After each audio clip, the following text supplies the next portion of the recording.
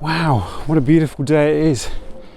Today's Sunday the 27th of December, and I just want to round off this strangest of years by taking you on one long walk through the year. Starting back in January, up by the tomb of King Harold at Waltham Abbey, and ending just last week down on the Thames at Wapping. And look, you know, I don't need to say what an unusual, strange year it's been, because we all know that, don't we? But it's actually, paradoxically, been a great year for walking. And the greatest thing about it has been having you come along with me and joining me on these walks and helping to keep me going. So I hope you enjoy this final walk of 2020. Waltham Abbey Church, where our adventure starts today. We're not going to go inside the church. We've done it a number of times on various walks and visited the grave of King Harold. Maybe we should visit the grave of King Harold to start the new decade. I will just stick my head inside the abbey. If you haven't visited this abbey church, then you really have to come and see it.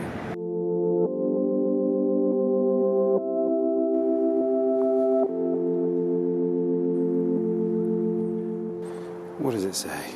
This stone marks the position of the high altar behind which King Harold is said to have been buried in 1066.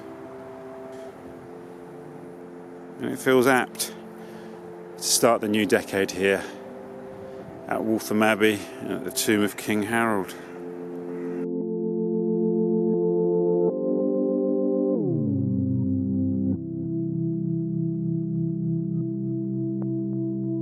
So we're just going to go back down Brady Street to Mile End Road as per Ian Sinclair's instructions.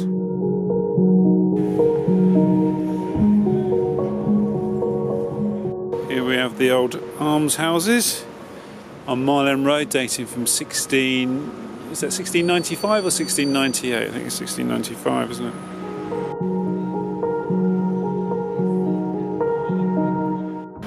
And we're now passing into Stepney.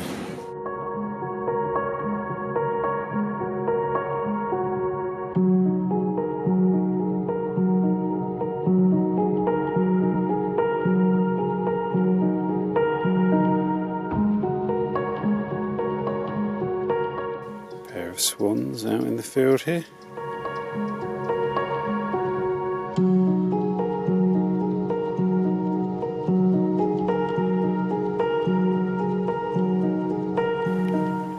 Misty stretch of the river here. If the Chelmer does have a deity, this is where they reside.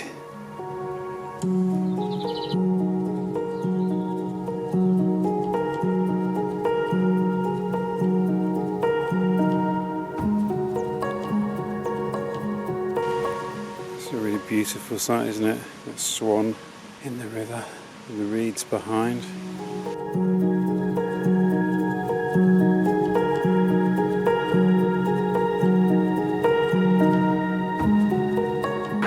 It's always a relief to find that first London Loop sign of the day. We're back out here. So I've already walked 11 of the 24 sections on the London Loop. So after this one today, it'll be the halfway point for me. I started up in Enfield, and that was in January 2018. So the stone pillars demarcate the site of the palace, Nonsuch Palace. There you go, look, it tells us here. Built by Henry VIII and demolished in 1682. I wonder why. And excavated in 1959.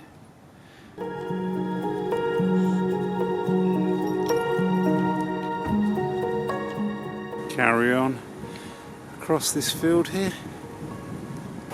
Across this road. Here we go, away from the road. There's been a lot of open space on this section. It's been a real delight. This is Carshalton Road pastures, which is a bit of chalk downland.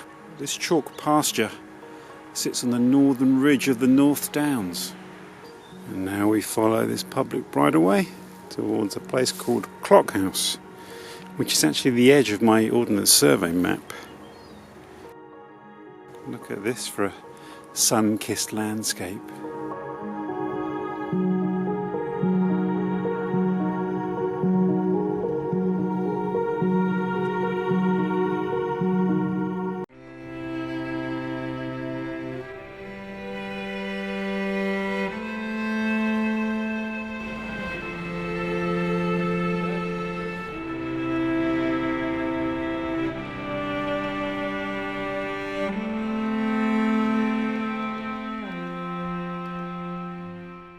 Kind of difficult to keep up with the route that we're taking. We've just gone through the Royal Exchange and now we're going over Cornhill, and Ian's the perfect person to ask about my idle speculation that Cornhill is one of the hills of the City of London. Hillocks. Hillocks of the city. And wasn't it also one of the potential sites for a pre-Roman settlement? I don't know. Yeah, for sure. I mean, well, obviously, just geographically, because of what the Thames was, any slight hill or mound around would have been a centre for original settlement. And then once the Romans come in, I mean, Leadenhall Market becomes the forum, and this is the origins of settlement, really, as far as London is concerned.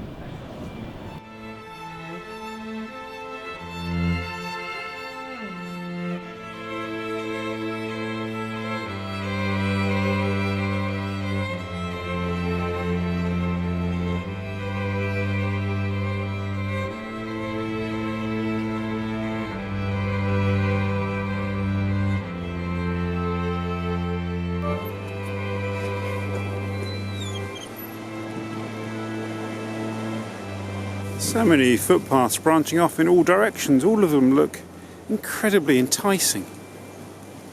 Chilterns really is a fantastic area for walking.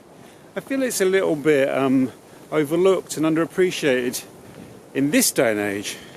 Back in the 20s and the 30s, there's lots of publications and even little film clips urging people to go out and walk in the Chilterns because it's so close to London. Very easily reachable on the train and on the tube. In this case, the tube goes out to Amersham, and each stop is a perfect place to launch a foray into the Chilterns. And there's the river down there at the bottom of this field.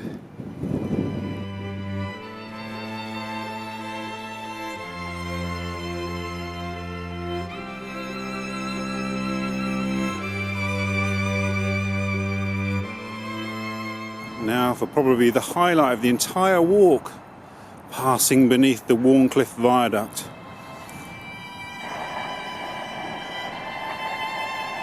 The Warncliffe Viaduct really is one of the marvels of the modern world. It was built by Isambard Kingdom Brunel, the great engineer. It actually was the first ever building to be given Grade 1 listed status before Buckingham Palace, before the Tower of London, any of those kind of more obvious kind of heritage sites. This was given listed building status, and you can really see why. It's a real marvel of engineering.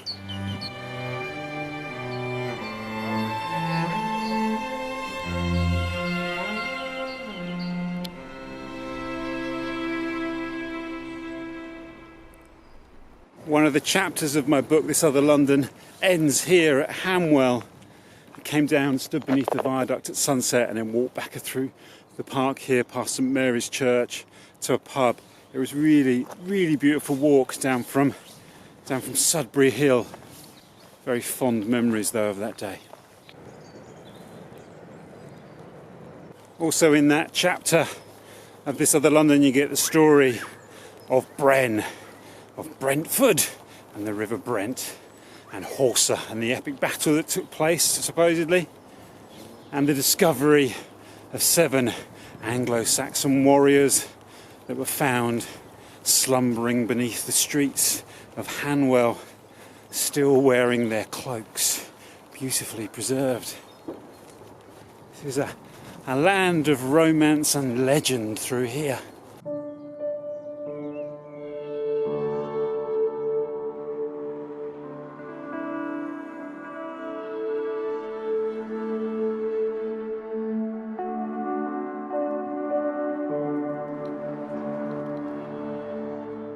how are you all? I hope you are all safe and well and not feeling too anxious about the current situation in the world. Very important that. Don't let the anxiety in. Easy to say, I know. First day of spring was yesterday, and I'm going to take the opportunity to go out for a nice long walk whilst I still can. So it's today, the 21st of March, so who knows when they're going to introduce sort of tighter restrictions on the movement of people in London. The pubs closed last night for the foreseeable future. That's never happened before, I don't think. I love this view here. Just going down Norlington Road, Leytonstone, to the boundary with Leyton. And we're clearly here, looking down into a river valley. This is one of the first indications for me that there was a river running down through here, beneath the streets. Dennis's shop there, fantastic shop, that's been keeping us supplied throughout the lockdown. He's got everything in there. So the Phillibrook runs beneath the street here, right down Norlington Road. There's a video on my channel here, which I'll link to below, that shows you the walk along the entire length of the Phillibrook.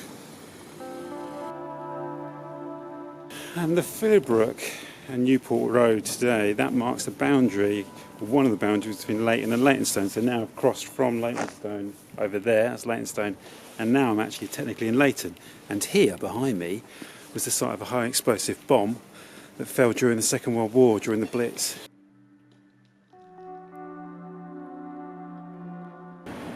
And Norlington Road here was originally called Bent's Lane, after the family that owned the local farm here, the Grove Farm, sometimes referred to as Bent's Farm. At some point the name changed, but it's recorded back as Bent's Lane as far as 1741. Norlington Road Secondary School. Apparently that's where Graham Gooch went to school, the England cricketer, and actually captain of the England cricket team at one point when I was a kid.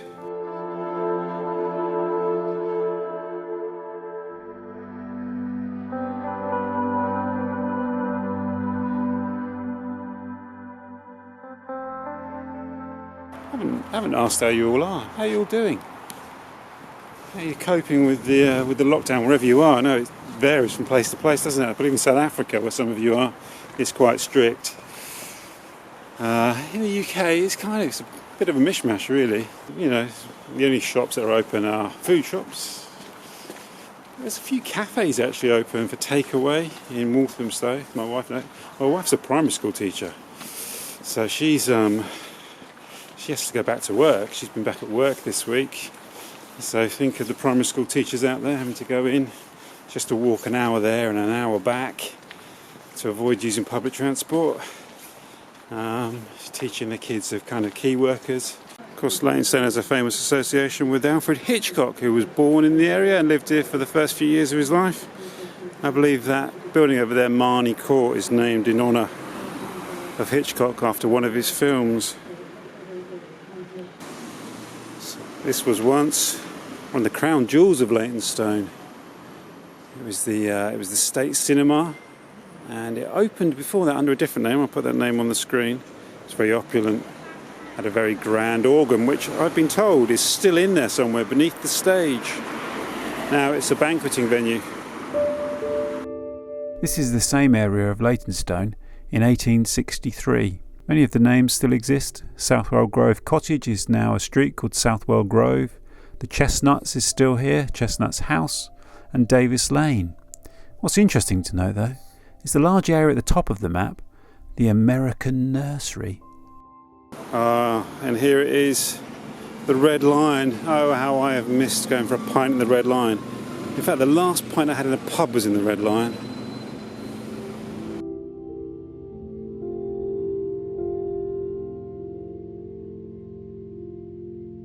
So we're now going to go a short distance along Vicarage Road, which I believe is one of the great roads of Leyton.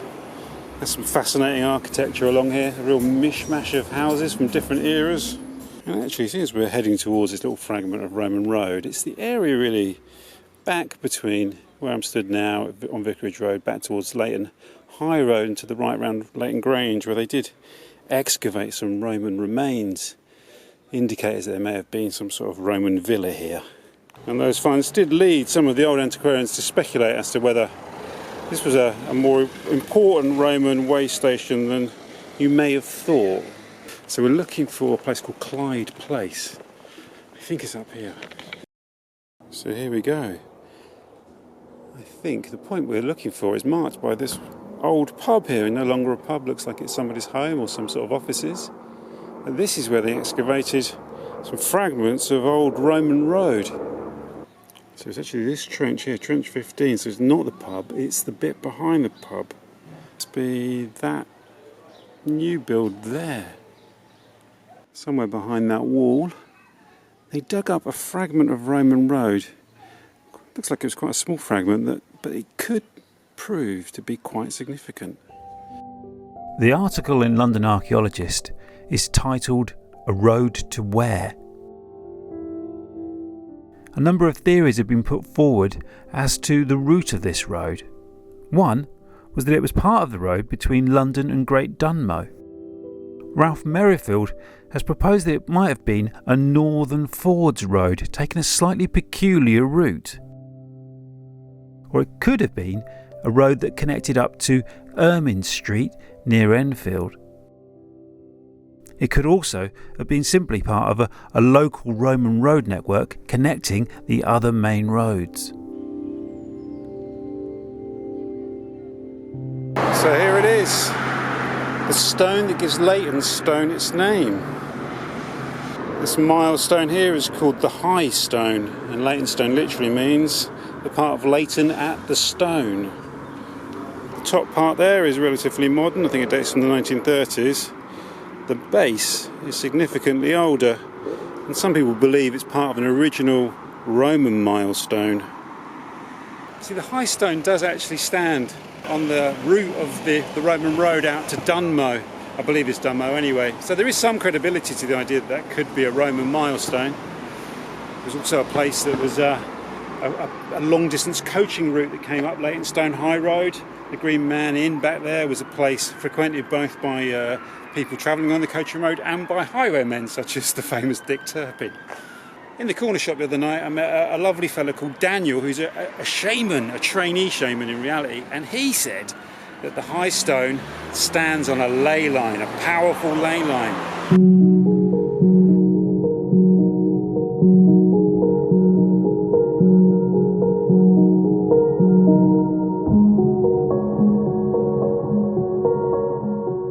The Velodrome really is a really majestic building, isn't it? It sits on the site of the former Eastway cycle track, which I believe was a very popular cycle track. And this is Chobham Farm here, location of a famous industrial dispute, I think in the 70s, wasn't it, or the 60s?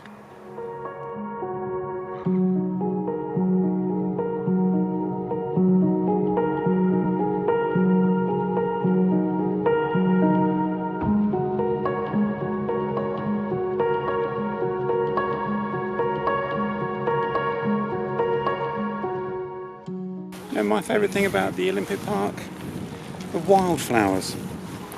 They're really beautiful.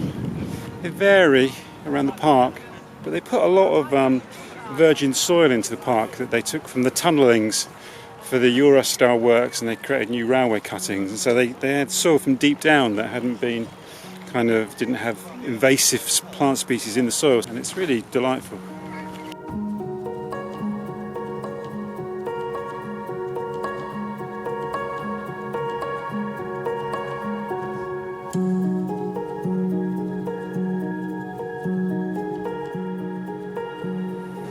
So this is the cryptically named ancient house.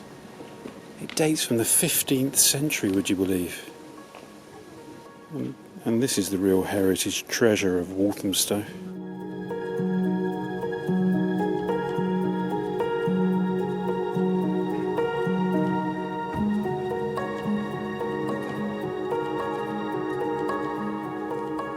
Here we have the wonderful St Mary's Church. First recorded in 1145, but it's believed it replaced an earlier Saxon wooden church, the kind that we saw out at Greenstead, not far from here really. So it's believed that this was the site of the original Saxon settlement of Walthamstow, the main Saxon settlement that would have been one of a number of them in clearings in the forest, joined together by a series of forest roads, quite simple forest roads, and there would have been a road that carried on from here deeper into the forest. And you can feel it, can't you? It's on a very prominent position on a high ridge of land overlooking the Lee Valley. And then on the other side of the forest you'd have had the Roding Valley on the other side, so it occupied quite a prominent position. And Church Hill, just on the other side of the church here, would have been one of the main routes that led down to a settlement that would have been by the River Lee. It's a really beautiful, tranquil spot. Lots of people kind of sitting out in the churchyard here, escaping the pandemic.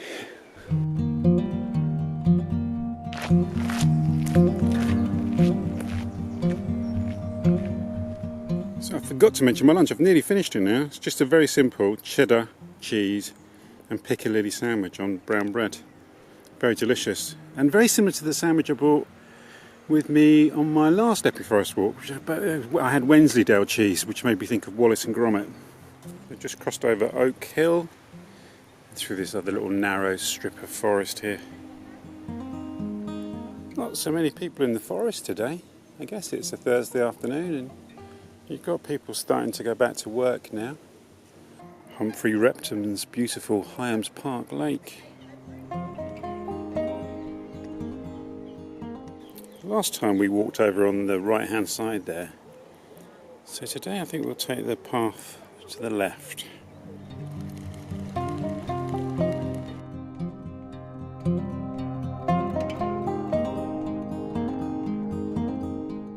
Something really magical about exploring a sort of nest of suburban streets that you've never walked down before. They seem to be kind of latent with stories. I very belatedly started discovering the work of the late Mark Fisher and the idea of hauntology, which is a term coined by Jacques Derrida, the French philosopher, but popularised by Mark Fisher. And it's interesting, that idea of the ghosts of lost futures. There's something very potent about that, and actually something very, very meaningful. I kind of recognise the signs of it in the landscape around me and in the culture. Really, it's to do with culture. That idea that 21st century culture has become untethered from time. But you also see it, I think, in that kind of modernist architecture. You see there the ghosts of a lost future, a future that never arrived. And there are a few things as romantic to me as a subway.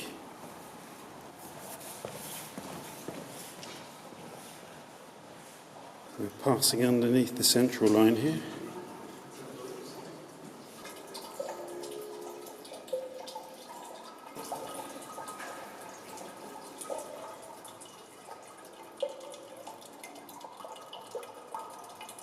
Of course, when you go into a subway like that for the first time, you have no idea where you're going to emerge. You have no idea what's at the end of this tunnel. What world will you be thrust out into? Who knows? Let's find out.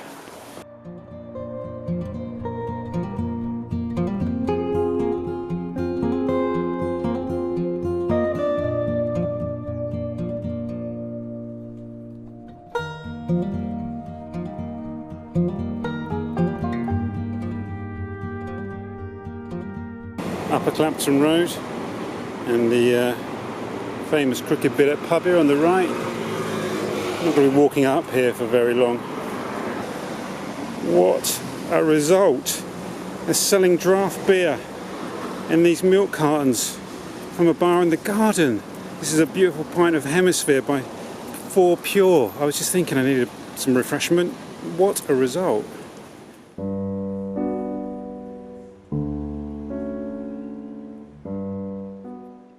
It's really beautiful and cold as well. I can't tell you how good the taste of draft beer is after 3 months of drinking bottles and cans. It's heaven.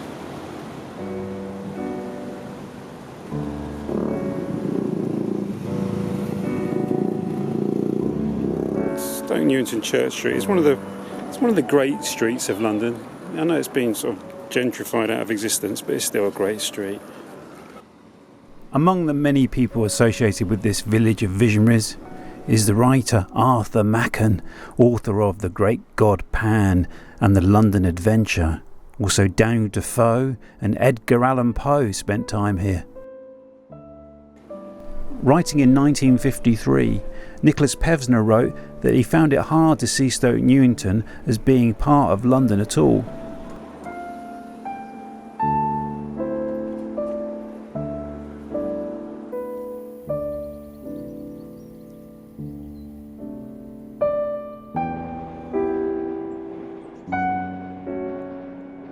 Here we have Markfield Park, South Tottenham now. And behind that bank of trees there you've got the chain of reservoirs that we saw from Coppermill Lane the other day and then up from Mansfield Park in Chingford. And they run all the way up the Lee Valley until you get to, how far do they go? Not quite as far as Waltham Abbey, but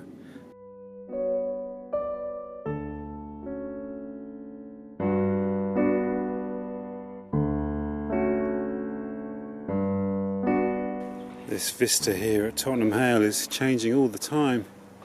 So even more tower blocks going here beside the lock at Tottenham. And you can see it's the border between Essex and Hertfordshire as well. So there are a number of watercourses kind of breaking off at this point at Waltham Abbey. There's the course of the old River Lee. There's another stream or two as well, and there's a number of lakes all through there. It can add quite significantly to the distance as you walk around the lakes, so I'm just going to stick to the navigation. It's starting to get a bit tired now, and not to be surprised really, coming up for 16 miles.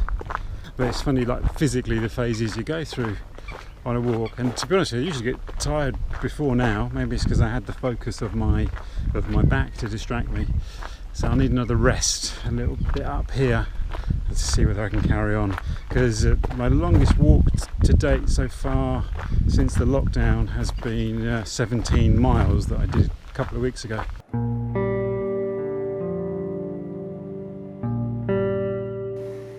So I've not spotted that one before. That's another part of the Outer London Defence Ring over there. That's a pillbox hidden in the reeds beside the river. They never would have spotted that. This is the approach to Broxbourne. Every stretch of the river from here right the way through to Hertford is pure delight. So best boat name of the walk suddenly takes a twist. Here we have Life, the Universe and Everything. Of course, the book by Douglas Adams in the Hitchhiker's Guide to the Galaxy series. And what a great book it is. The question is, does that beat The Hobbit? You tell me below, I'll let you decide. So it's 3:48 and that is 18.7 miles so far.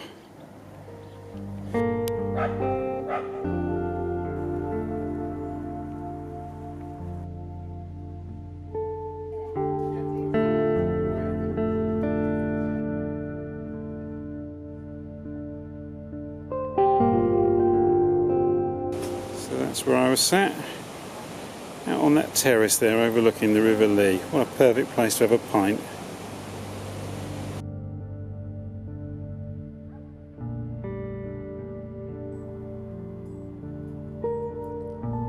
So it's 8 minutes past 6, 24 miles, and a few more to go. There's some lovely allotments here on the edge of the town.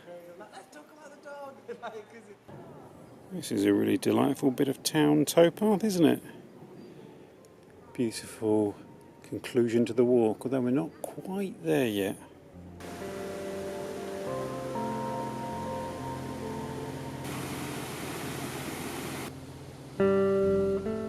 So it's 8:25, 30 miles. I think it's definitely time to call it a day.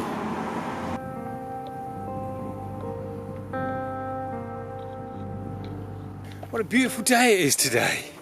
Stunning, wonderful to be walking here across Wanstead Flats.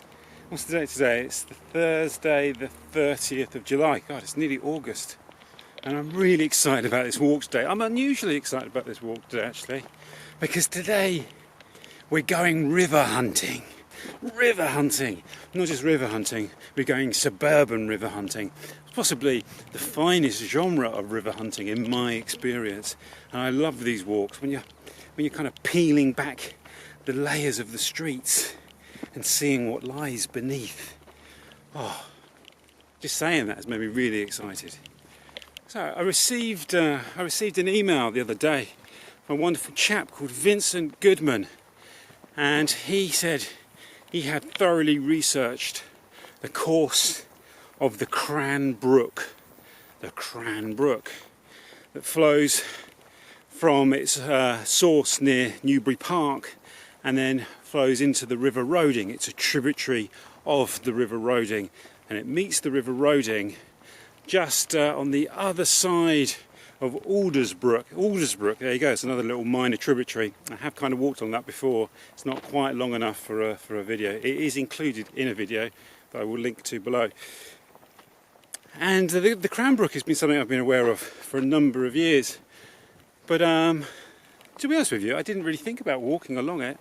So I had a lovely chat with Vincent on the phone, and he sent me a map showing the course of the river and some photographs of the point of the confluence and a photograph of the source.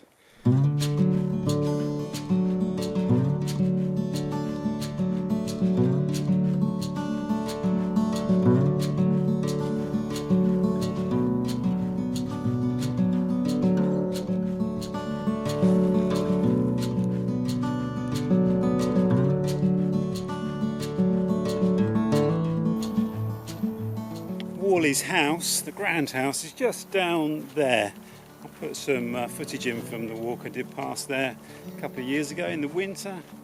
And this park here, these grounds were landscaped in the 18th century. And this temple on the hill is a kind of classic feature from that era when the landed gentry were doing their grand tours and wanting to kind of recreate part of the classical world on their estates. Sound of a bird of prey, a hawk of some description. Something I hadn't noticed before is there's a wonderful view here of the Boudica obelisk on that hill there. Can you see it? And that's to commemorate the association of the Boudica myth with this landscape, that this is where Boudica finally met her end after fleeing the Romans. That's the footpath there, just going past Obelisk Farm. So I think we should take a little detour to go and pay homage to Queen Boudica, Queen of the Iceni.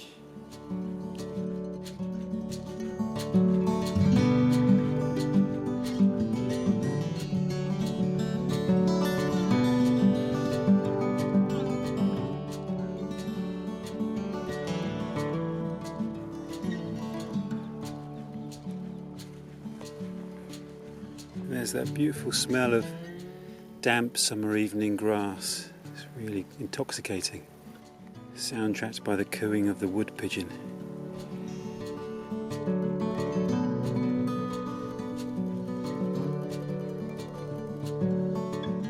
And there's a footpath there, snaking across this beautiful field to the houses on the far side, on the edge of the town of Wapping.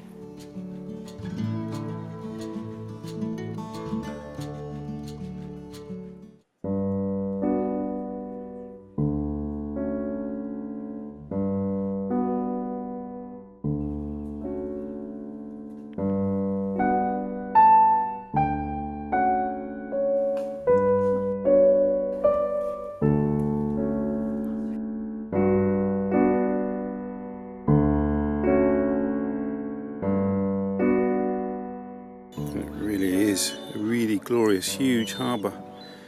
We're walking all the way out to the end of the harbour arm there.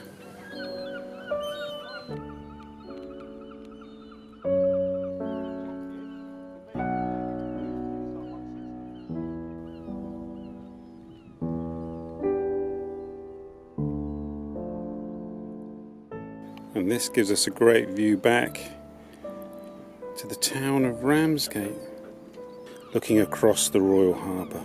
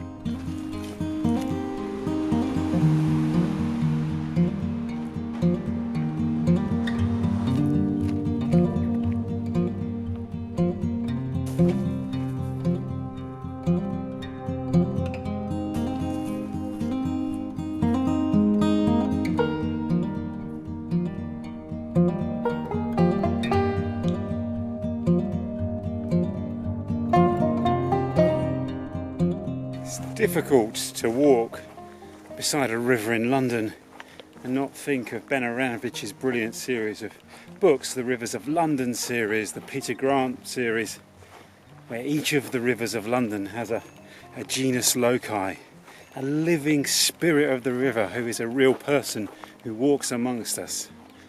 I wonder what the genus loci of the Ingrebourne is like. What do you think? You pop a description below.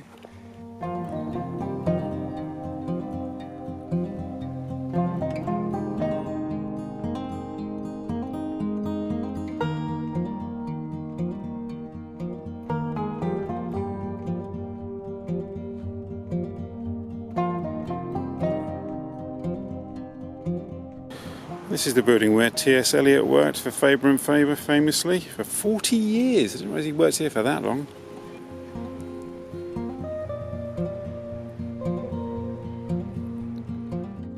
This is one of the great London buildings here, the Institute of Education. I really love walking through these gates during the week when it's a real hive of activity. All the students are out here and there's bookstalls set up and everyone's having their lunch. It's fantastic. I don't think I've ever seen it this empty.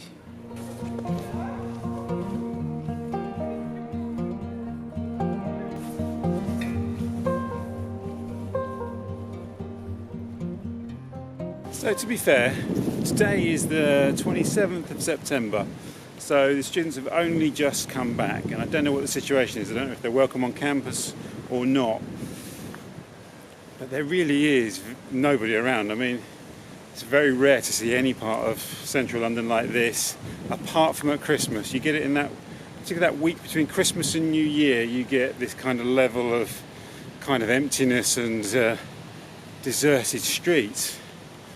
I'm actually quite enjoying it, to be honest with you, because like I say, it's a real rarity to be able to walk through here and you've got the whole place to yourself. It's a bit like Day of the Triffids. Part of that is shot around here, the original TV adaptation.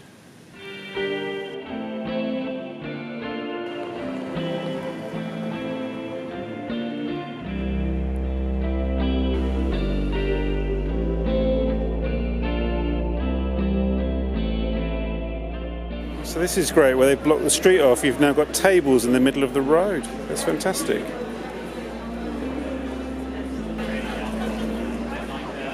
So the Three Greyhounds is a great place to come for a drink. They got loads of outdoor seating right in the middle of Old Compton Street.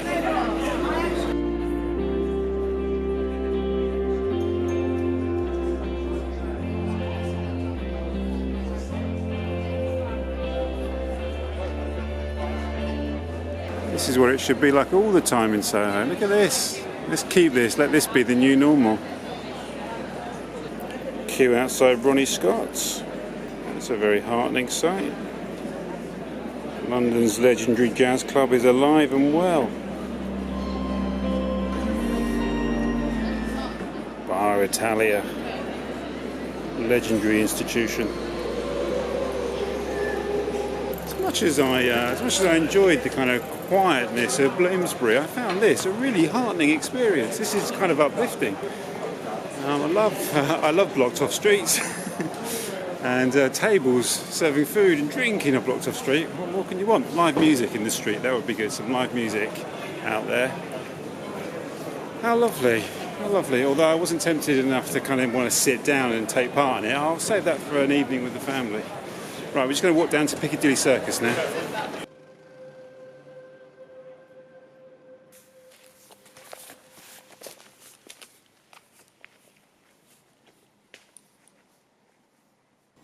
This path here up through the trees should lead us to the Lost Pond.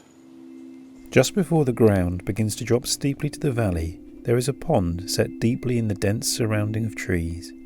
It is right on the hilltop and actually overlooking Bellringer's Hollow. I've had to come back onto the clay road to kind of get my bearings again because I was losing my way in the woods there. So if I go along the clay road, turn right, and then turn right back into the trees, hopefully I'll find the Lost Pond. So according to the Urban Ordnance Survey app, if I just turn into the trees here, the Lost Pond is straight ahead. Let's do it. Let's plunge back into the forest, into the unknown. We are now tantalisingly close. The Lost Pond is about to be found. I think it's just straight up there. And I guess this must be the Lost Pond. I've actually never been here before, not that I can remember anyway. It's a really magical little spot, isn't it? The pond is not a natural one. It was made many years ago by supplying Loughton with gravel. But nature and the passing of the years have concealed the scars, and the pond has settled beautifully into the forest scene. Somebody has left some white roses here in the water, or beside the water. I don't know that it has an official name. I've heard it called the Gravels or the Top Pond. To us, it is always known as the Lost Pond.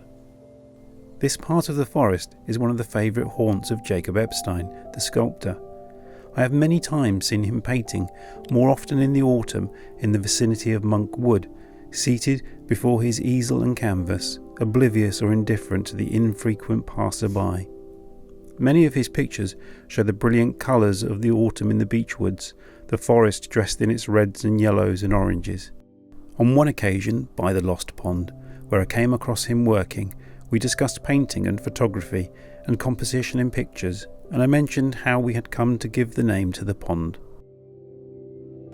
Feels like a real moment to find the Lost Pond. Of course, there is a little nagging down my mind that this isn't the Lost Pond, that in fact it's a different pond, and I'm sure someone's going to say in the comments, "No, sorry, that's not the Lost Pond." Even so, it's really feels special to find these little pockets of Epping Forest that I've never really been to before, and I'm pretty sure this is one of them.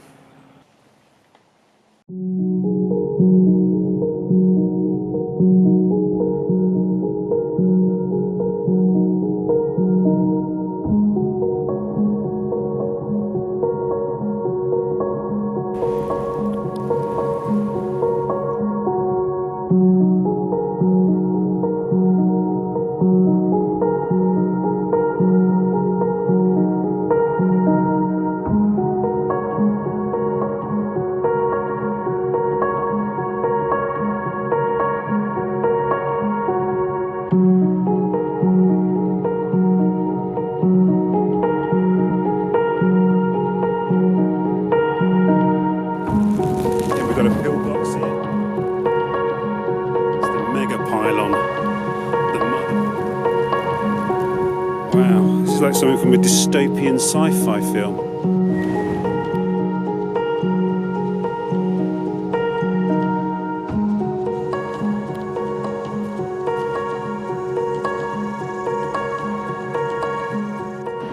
There's a definite low point in the ground here, just before we come out onto King's Cross Road, and I would say that's a really strong candidate for the course of the fleet at this point.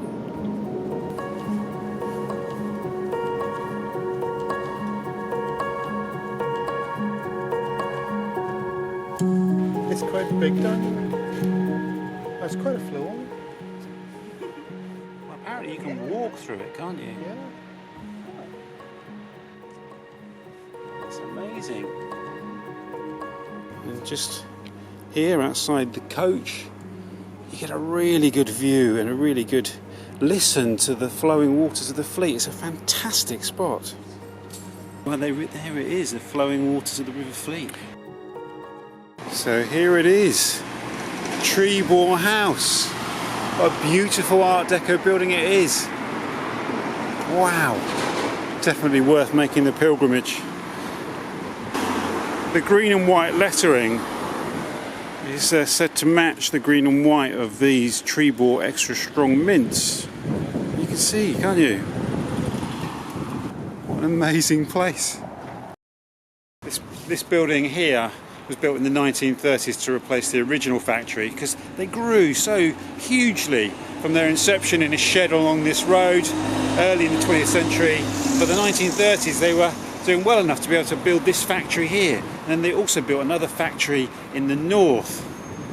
This place here was hit by a bomb in 1944, and there are some wonderful photographs on the E7 Now and Then blog, which actually has the story of this factory on there as well, so I'll put a link to that below. And it had to be protected from sugar looters because, of course, sugar was rationed during the war. So that would have been a real prize bounty to have got in there and steal some sugar from the bomb wreckage. The sugar used to come from nearby Canning Town, the Tate and Lyle factory, but its legacy is still here, and the Treebor story begins here in Forest Gate to become this massive global confectionery brand. For a kid of my generation, that place is like Willy Wonka's. Particularly, I suppose, when I was a kid, it would have been refreshers and pear drops. Right, from one national icon to another, I'm going to go down and see what's become of the old bowling ground, West Ham United's home for many years.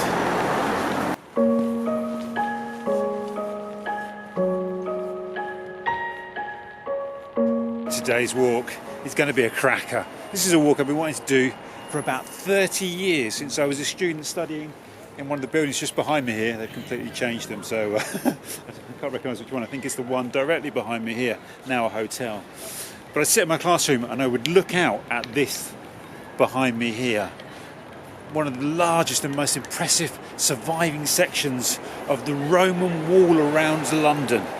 And that's the walk we're doing today. It's going to be cracking. I'm really, really excited. I can't believe I've never done this walk all the way around the Roman wall.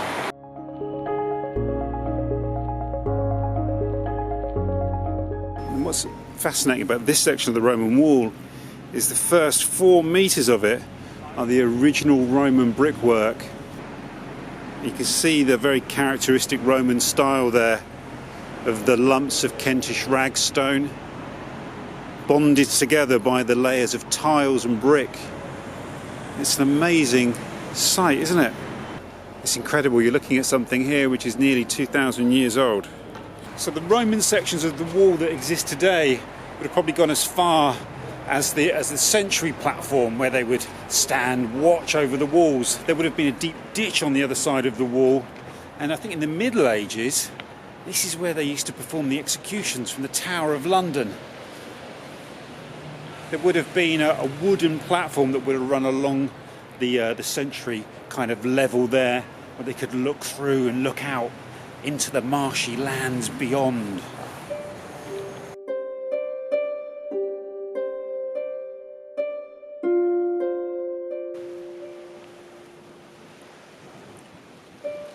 So here we have another set of the old stone stairs down to the Thames foreshore. I think we're obliged to go down, aren't we? Very wet and slippery. Down here we even have a sandy beach.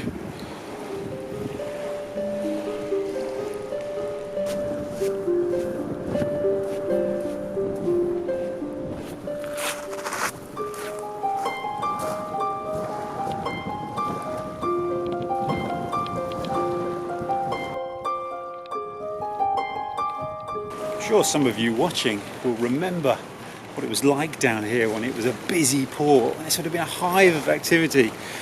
The water here would have been thick with barges and lightermen jumping around between them, and cranes swinging over and hoisting off goods.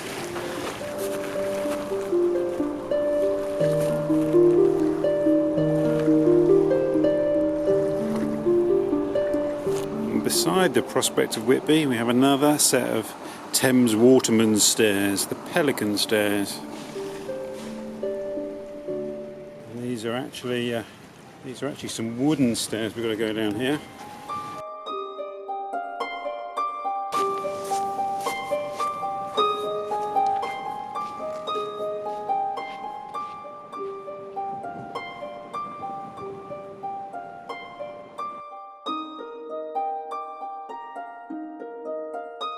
So thank you again for joining me on all these wonderful walks, for all your comments, your wonderful, brilliant comments, and your company throughout the year.